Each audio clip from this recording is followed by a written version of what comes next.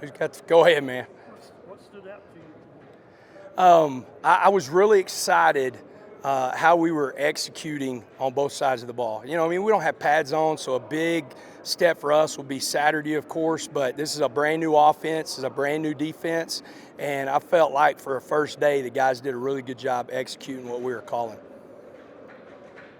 And you've been here for about the last 4 or 5 months, so how do you feel finally be back in your element? You know, it was funny. I was hoping somebody was going to ask me that because it was like I was a kid at Christmas. You know, coming here and taking this job, it was incredible. Get to know all the players and everything, but I didn't get to coach. And, you know, getting to be in the weight room and, of course, doing the off season and everything, that's awesome. But, man, getting out of here and coaching football and seeing these guys execute what we're trying to do, that was huge. I really, it was one of the best days of my life, getting back and having my team out on the football field.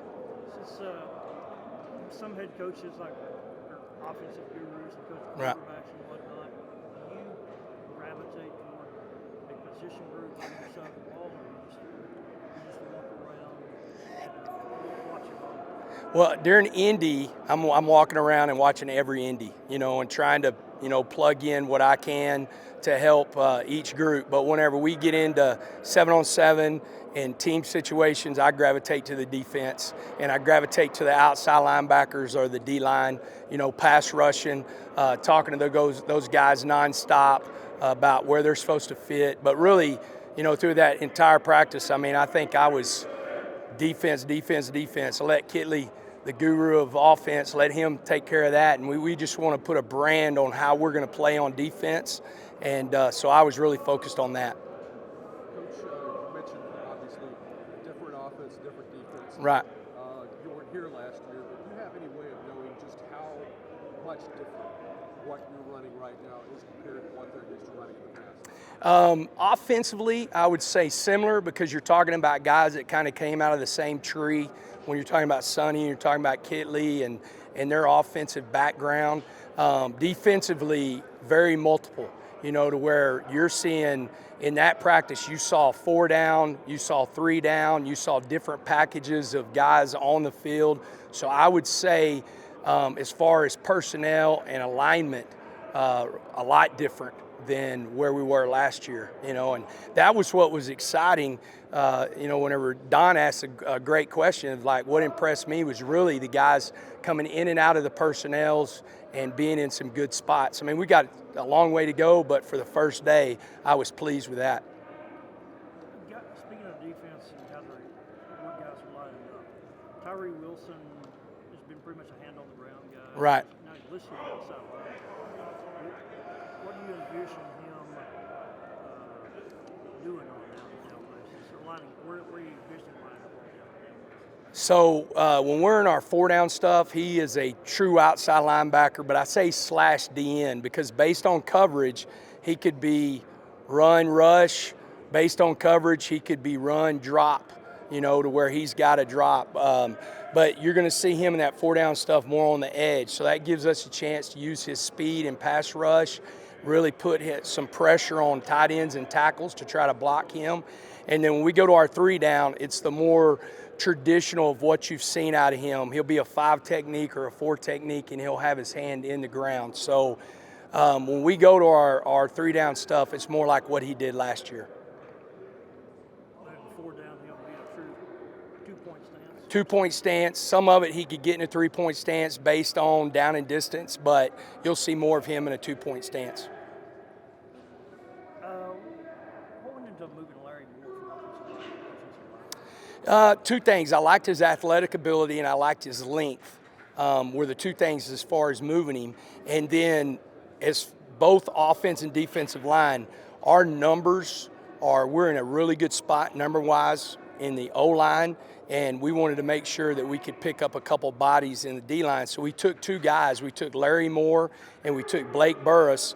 Both those guys have been on the offensive line. Now, Blake played defensive line in high school, so I'd seen him before and knew that he had some twitch, so that was an easy move. With Larry, we went back and really studied his movement in high school to see if he could do that. And then what I love, both of them were willing to, they're like, Coach, whatever you want us to do to help the team, that's what we're going to do. So he will project us every spot. He'll project us like as a 3 technique defensive tackle. When we go to our 3 down stuff, he's not going to be a nose, so we'll move him out to where he's a 4 technique or a 5 technique.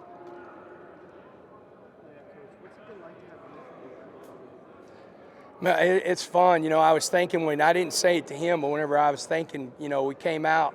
What's really cool is the last time that I was a head coach, Dimitri and I were on the field together. And so the first time being the head coach at Texas Tech and really getting to coach at practice, Dimitri and I are back on the field together. The good thing, too, is he knows me. I'm a different person whenever we step between the lines. It's business, nothing personal. I'm going to, stay on their tail, very demanding. And so he knows that. So it's really easy for him to say, look, don't take it personal, man. He's just going to be very extremely demanding to make sure you're doing things right. What team won your off-season winter conditioning competition that we see so much about Twitter, and who gets the most credit for that? Well, the first group, and help me out, Harrison, because I might miss this, but the first competition that was like basically the longest competition was the Jugheads. And I would say Rabbit and Tony Bradford get the most credit for those. They did a great job of being leaders. They did a great job of getting their teams to where they were supposed to be.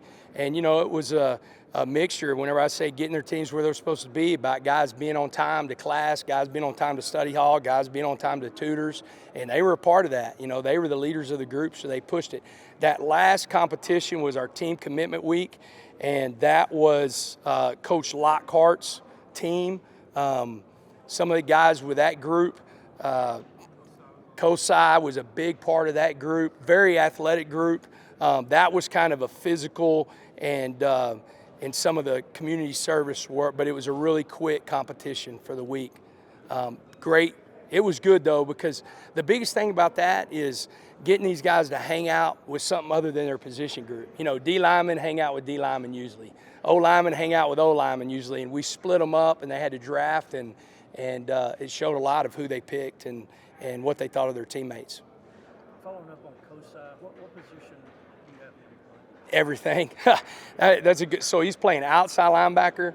He's playing our star.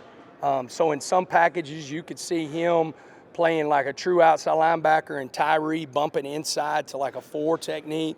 And then you could also see him playing that strong safety. Was really impressed with him and Muddy, Rabbit, Fry. Malik had a great day of really just running to the football. I know I'm missing some. Pearson had a great day of running the football. We have a strong DB group, and so we're going to lean on a bunch of those guys to play a bunch of snaps and a bunch of positions for us.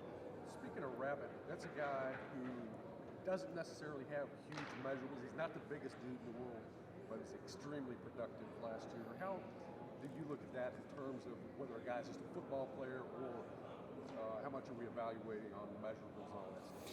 Well, with him, you've got a couple things. He's a gym rat, so he's got a really high football IQ. He's able to diagnose plays quickly, so it puts him in some good positions. He's put on, if y'all haven't, I'm sure y'all probably noticed, but he's put on 10 pounds in the off season, so he's added really good weight. So I think that's going to help him be healthy and physical. And then he can run.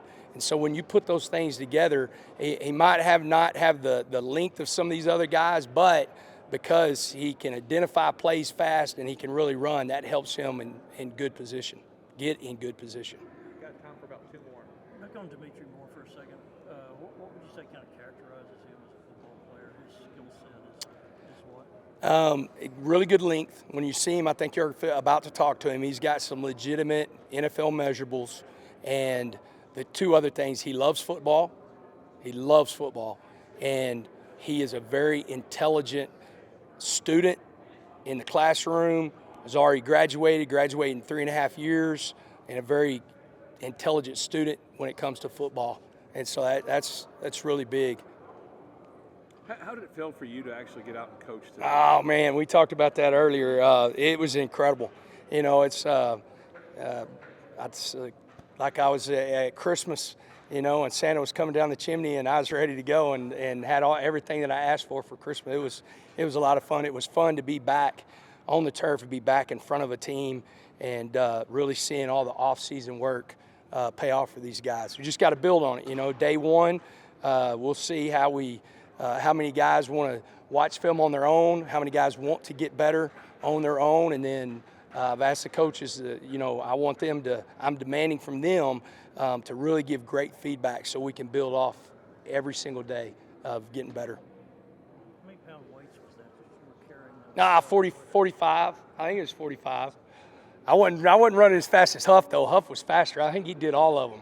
I do have video of his legs going out, a little shaky. So if y'all need that, that's coming. How much of that were you doing this winter? I didn't do a lot of it. That was, just jumping in. I was smart enough to know when to jump in. Some of these other coaches, they just jumped in and it didn't feel good. They were sore the next day.